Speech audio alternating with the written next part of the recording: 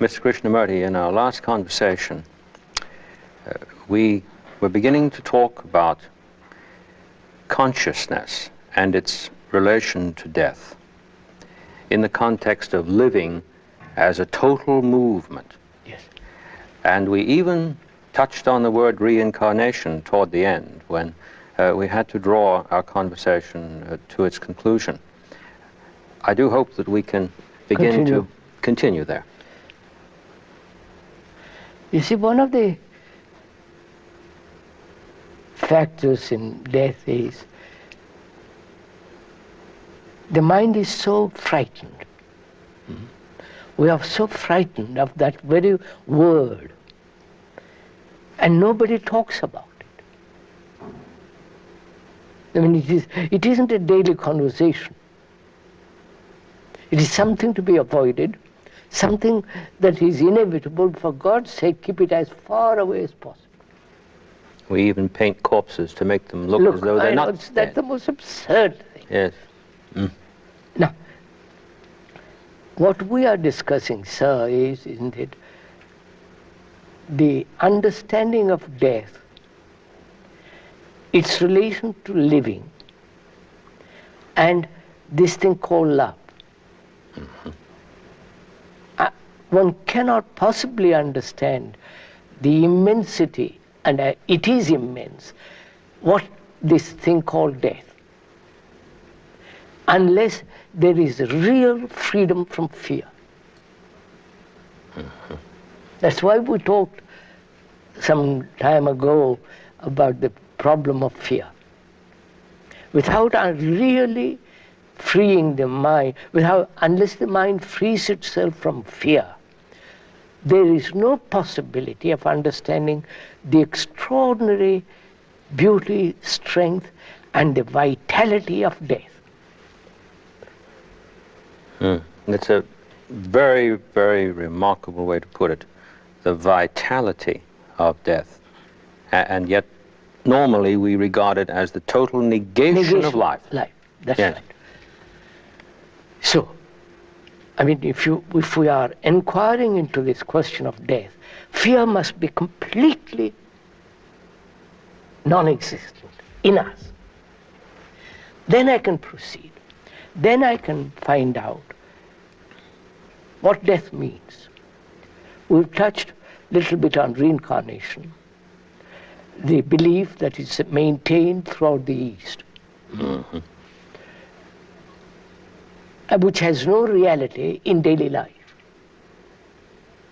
It's like going to church every Sunday and being mischievous for the rest of the 6 days.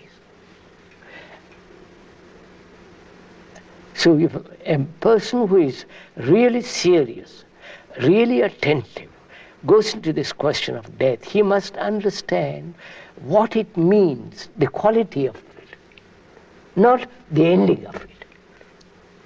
That's what we're going to a little bit discuss. Mm-hmm. The ancient Egyptians, the pharaohs and all the first dynasty till the 18th and so on, they prepared for death. Mm-hmm.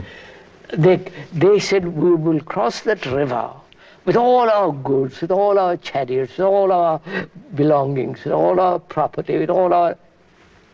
And therefore their caves, their tombs were filled with all the things of their daily life. Corn, you know all that. So living was only a means to an ending, dying. Mm-hmm. That's one way of looking at it. The other is reincarnation, which is the Indian Asiatic outlook. And there is this whole idea of resurrection of the Christians. Reborn, carried by Gabriel angel and all that to heaven, and you would be... Now, what is the fact? These are all theories, suppositions, beliefs, and non-facts. I mean, supposed to be born, Jesus come out of the grave, resurrected physically. That is just a belief. There were no cameras there. There were no 10 people say, yes, I saw it. It's only somebody imagined. We'll go into that a little later. So there is this living and preparing for death, as the ancient Egyptians did. Then there is the reincarnation. Then there is the resurrection. Now, if one isn't frightened, you follow, sir, deeply, then what is death? What is it that dies, apart from the organism? The organism may continue, if you look after it very carefully, for 80 or 90, 100 years. If you have no disease, if you have no accidents, if there is way of living sanely, healthily, perhaps you'll last 100 years or 110 years. And then what? You follow, sir? You live 100 years. For what? For this kind of life? Fighting, quarreling, bickering, bitterness, anger, jealousy, futility, a meaningless existence. It is meaningless existence, as we are living now. And in terms of our previous remarks, this is all the content of consciousness. That's right. Yes. Now, so, what is it that dies? And what is it one is frightened of? You follow? Mm-hmm. What is it one is frightened of? Death. Losing the known, losing my wife, losing my house, losing all the things I've acquired, losing this content of consciousness. Mm-hmm. So, can the content of consciousness totally be emptied? You follow, sir? Yes, I do. Which is the living. The dying is the living. When the content is totally emptied. Mm-hmm. That means no attachment. It is not a brutal cutting off, but the understanding of attachment, the understanding of dependency, the understanding of acquisition, power, position, anxiety, all that. The emptying of that is the real death. And therefore, the emptying of consciousness means the consciousness which has created its own limitation by its content comes to an end. I wonder. Yes. Yes, you have. I was following you very carefully, and it occurred to me that there is a radical relation between birth and death. That the two, when they are looked upon as moments in a total cycle, are not grasped at the depth level that you're beginning to speak about. Yes, sir. Am I correct? That's correct. Good. Please do go on. So, death becomes a living when the content of consciousness, which makes its own frontier, its own limitation, comes to an end. Mm-hmm.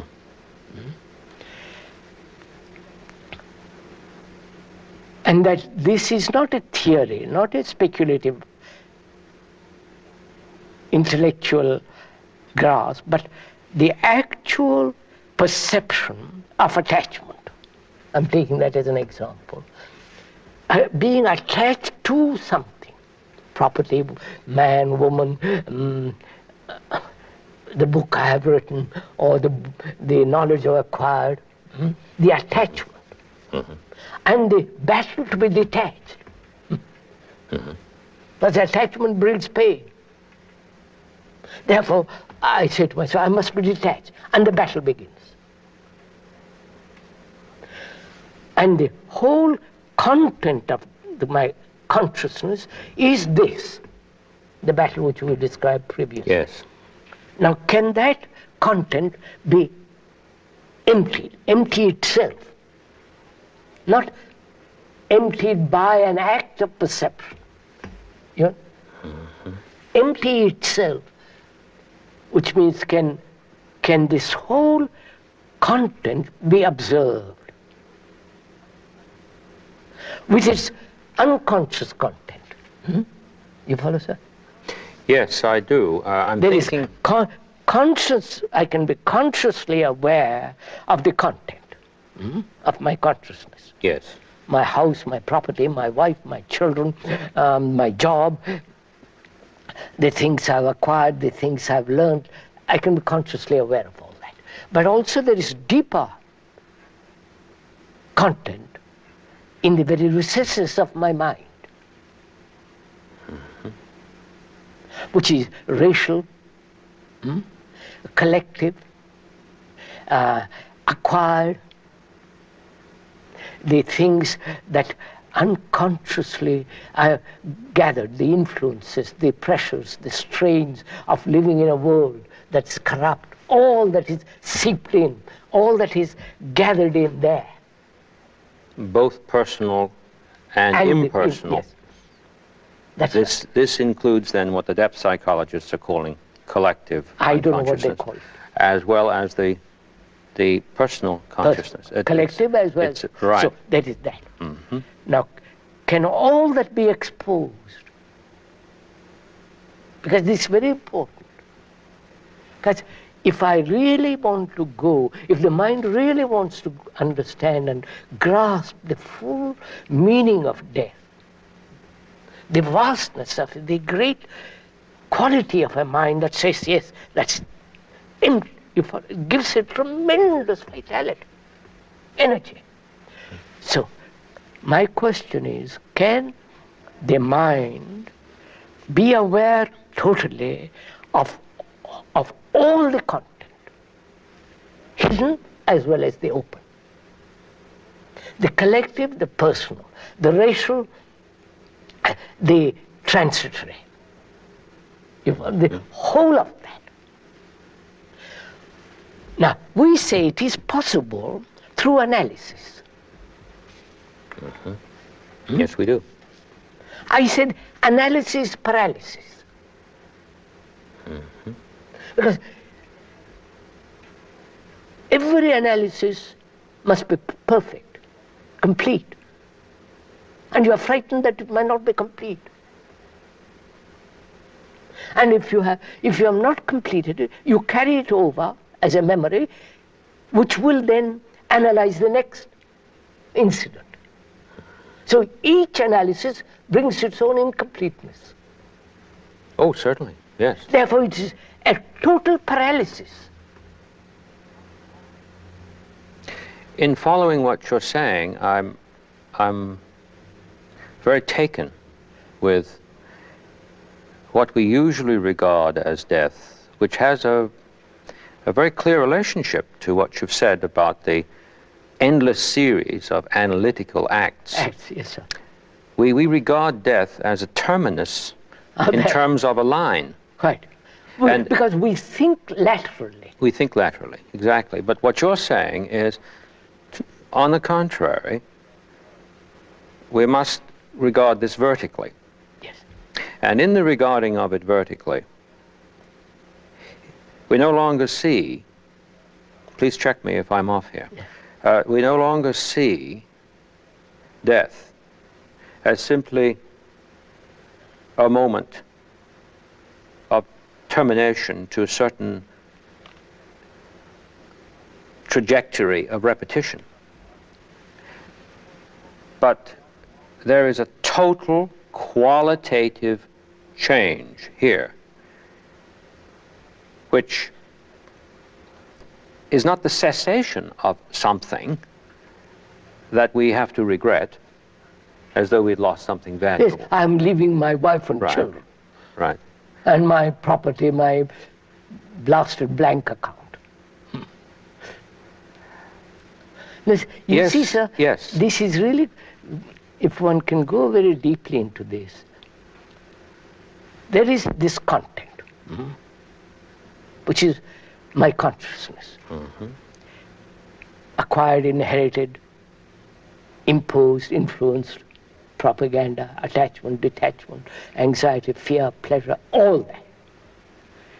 And also the hidden things. I'm asking myself, since analysis is really paralysis, not an intellectual supposition, but actually it is not a complete act. Analysis can never produce complete act. The very word analysis means to break up, the breaking up, To loosen up. loosen up, break it up. Therefore, I reject that totally.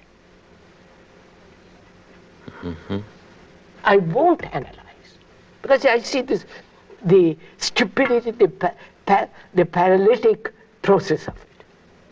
Then what am I doing? Do you follow? Because that is the tradition. Introspective or paralysis, analysis by myself or by a professional, which is now the fashion, and so on, so on, so on. So what if the mind sees the truth of it, and therefore analysis falls away, then what is the mind to do with the content?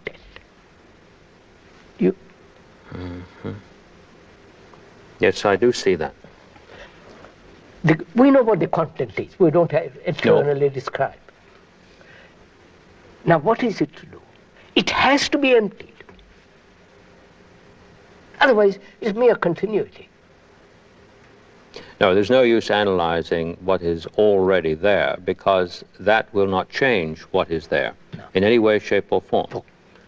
That seems to be very, very plain. Although perhaps you would for a moment explain why we simply refuse to see that. We do believe that an analytical inquiry is ordered to a revelation. No, sir, We do believe you can that. see it in a minute. Analysis implies and the analyzer and the analyzed. Yes. The analyzer is the analyzed. Yes, we're back to the observer and Obviously, observed world. I am analyzing my anger. Who is the analyzer? Part of the fragment, which is anger. So the analyzer pretends to be different from the analyzed. But when I see the truth that the analyzer is the analyzed, then the totally different action takes place. Then there is no conflict between the analyzer and the analyzed. There is instant action, a perception, which is the ending and going beyond the what is. The reason I asked Right. for the explanation was because of the concern raised earlier about knowledge. Yes. After all, what- the observer is knowledge. Yes. I was concerned that study in its proper form was not regarded in the context of our discussion as unprofitable as such. No. We don't mean that. We didn't even discuss it. Exactly. That's Yes, fine. so Yeah. obvious. Yes, do go ahead. Well, yes, it is obvious in terms of our discussion, but the thing that concerns me is that so ingrained Of course. is the notion Of course. that, for instance, in the story I told about when I came to hear you years ago, I began doing analysis while I was listening to your words, and consequently, I could hardly end up with anything qualitatively differently from what I came in with. It's quite. But you see, I didn't see that at the time. No. And in our videotaping, our conversations here, this will be listened to, and when we say, yes, about knowledge, this is obvious, in the context of our conversation it is. But then I'm thinking Not only in the context of our conversation, it is as such. His life yes. is that. Exactly, exactly. I couldn't agree. But immediately I flashed back to my own behavior. And I know that I was not alone in that, because I listened to other conversations regarding it at the time. But yes, I see what you mean now about analysis as such. It seems to me very clear. Implies the analyzer and the analyzed. Precisely. The analyzer is the analyzed. And also analysis implies time, duration. Mm-hmm. I must take time to unearth, to uncover, and it take me the rest of my life. This is a confusion we have about death too, death's relation to time. That's right. I'm coming to that. Yes, of course. Yes. Please do. Please. Yes. So, the mind perceiving discards analysis completely. Mm-hmm. Not because it's not profitable, not because it doesn't get me what I want, but I see the impossibility of emptying the consciousness of its content if the mind approaches through that channel. Mm-hmm. Analyzer, time, and the utter futility at the end of 40 years. I'm still analyzing. Mm-hmm. And the content of my consciousness has not qualitatively changed. Changed at all. No, it's become intensified in its corruption. That's right. Yes. So, but the mind must see its content, must be totally aware of it, not fragments of it. Mm-hmm. How is that to be done? You follow, sir? Yes, I do. Because it's very important in relation to death. Because content of my consciousness is consciousness. That consciousness is me, my ego, my saying I and you, we and they. Whether they the communist, they the Catholic, they the Protestant or the Hindu, they and we. So it is very important to find out that it's possible to empty consciousness of its content, which means the dying to the me. Mm-hmm. You follow? Mm-hmm. Mm-hmm. Yes, I do. Because that is the me. This is where the terror starts. That's where the terror starts. Precisely. There's the intuition that if I die to the content of this consciousness, that I am wiped out. Yes.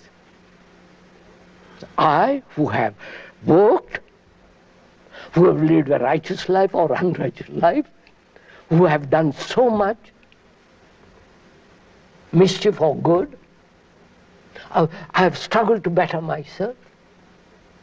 I've been so kind, so gentle, so angry, so bitter. Mm-hmm. And when you say, empty your consciousness, means you're asking me to die to all that.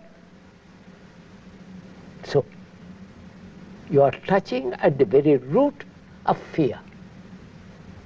Mm-hmm. Yes, exactly. At the root of terror, of not being.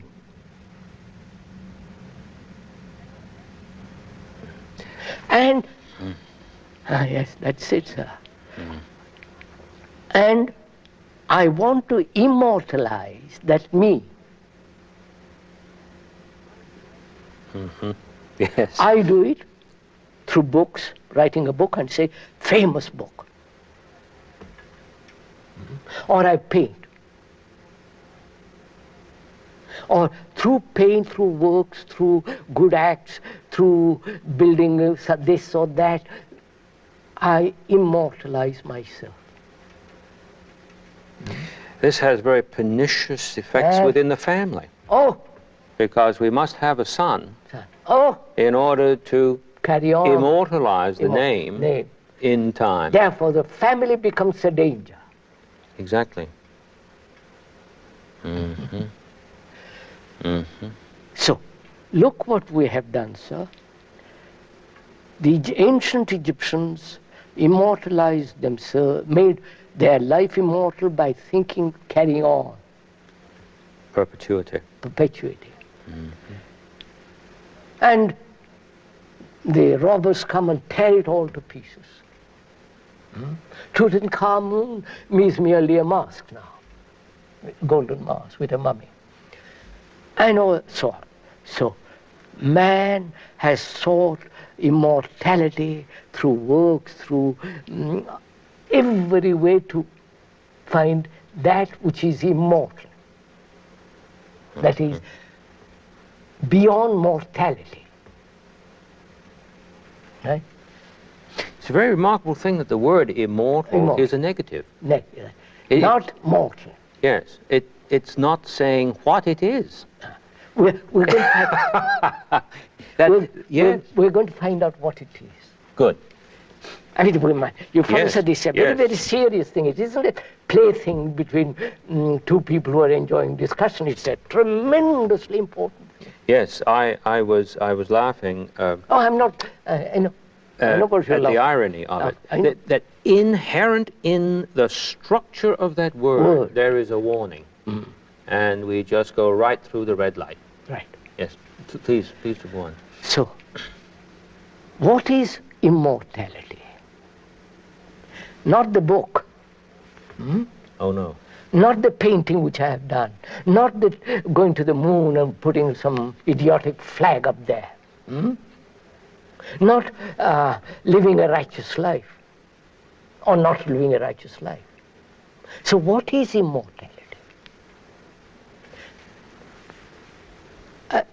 The cathedrals are beautiful. Marvelous cathedrals. In stone. Earthquake comes, gone. You build, you carve out of marble a marvelous thing of Michelangelo. Earthquake, fire, destroyed. Some lunatic comes home with a hammer and breaks it up. So, it is in none of those. Right? Right.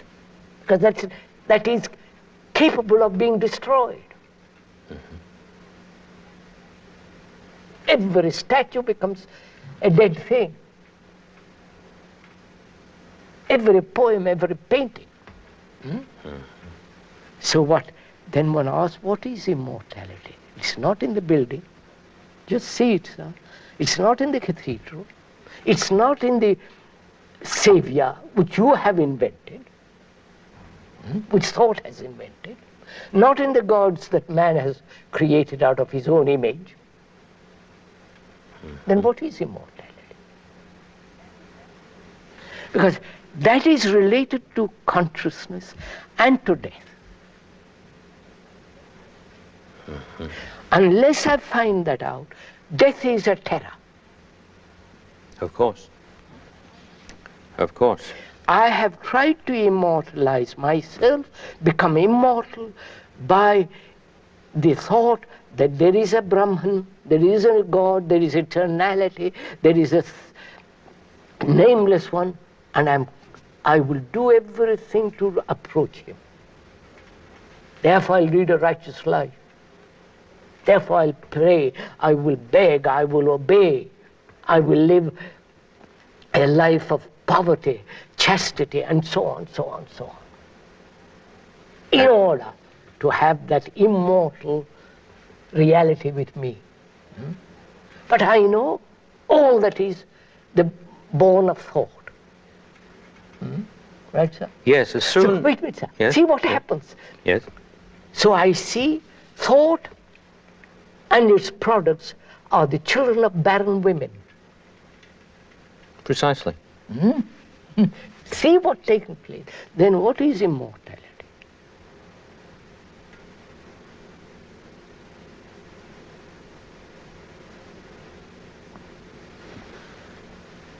The beauty in the church, not I built the church, the beauty in the cathedral, the beauty in the poem, the beauty in the sculpture, the beauty, not the object of beauty. The beauty itself. That is immortal. And I cannot grasp that, mind cannot grasp it, because beauty is not in the field of consciousness. You see, what you've said, again, stands it all on its head. We think when something dies that we've cherished, that is beautiful. That beauty dies in some sense with that which has passed away. Passed away, yes. Actually, it's the feeling of being bereft of that beauty that I regarded as my privilege to have personal access to. The belief that that has perished, not simply been lost, because what is lost is by its nature predisposed to be found, but to perish is to be wiped out utterly, isn't it? And so the belief is deep. Oh, very, very. Extremely deep with respect to what we mean by perish. In fact, the word isn't used very often. It's frightening. It's a very frightening word. We always talk about losing things. Losing. Hardly ever do we say something perishes. Now, back to what I mentioned about standing it on its head. The image came to my mind as a metaphor. I hope not one of those images we've been talking about, that beauty, rather than being imprisoned and therefore taken down to the utter depths of nullity when a thing perishes, has simply let it go. In some sense, beauty has let this expression go. So That is upside down from what is usually thought. I know. And it's probably let it go in precisely on time. That's right. That's what's so marvelous. Yeah. Yes. So, immortality, we have said, is within the field of time. The one field. Right? Yes. The field of time. Yes. And death is also then in the field of time. Because I have created through thought the things of time. And death is the ending or the beginning of a state which is timeless. Of that I'm frightened. So I want everything preserved in the field of time. You follow, sir? Yes, we think it could. And that is what we call immortal. The statue, the poem, the church, the cathedral, and I see also all that is corruptible, destroyed by one accident or by an earthquake. Everything is gone. So, immortality is not within the field of time. And time is thought. Of course. Yes, that follows. Of course. So, anything that thought creates must be within the field of time.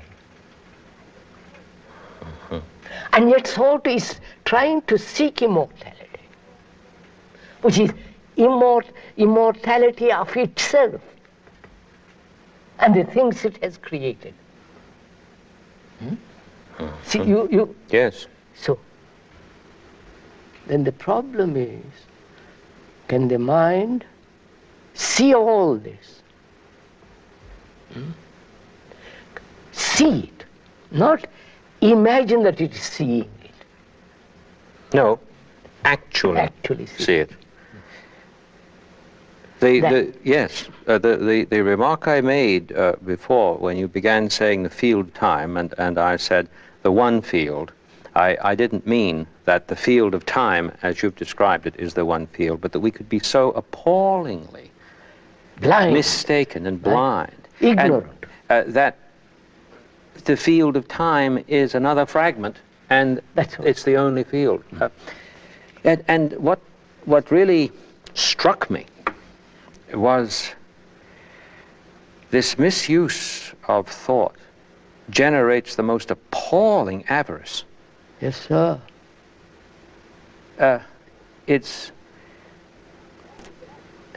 I'm walling myself up in stone.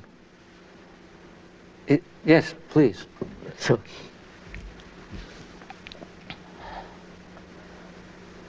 the mind perceiving all this, if it is alert, if it has been watchful all the time that we've been discussing, must inevitably see the whole content exposed without any effort. It's like reading a map. You spread it out and look. But if you want to go in a direction, then you don't look at the whole map. Then you say, I want to go from here to there, the direction is there, so many miles, and you don't look the rest. What we are asking is not no direction, but just look. Look at the content of your consciousness without direction, without choice. Be aware of it without any exertion of discernment. Be choicelessly aware of this extraordinary map. Then that choiceless awareness gives you the tremendous energy to go beyond it. But you need energy to go beyond it.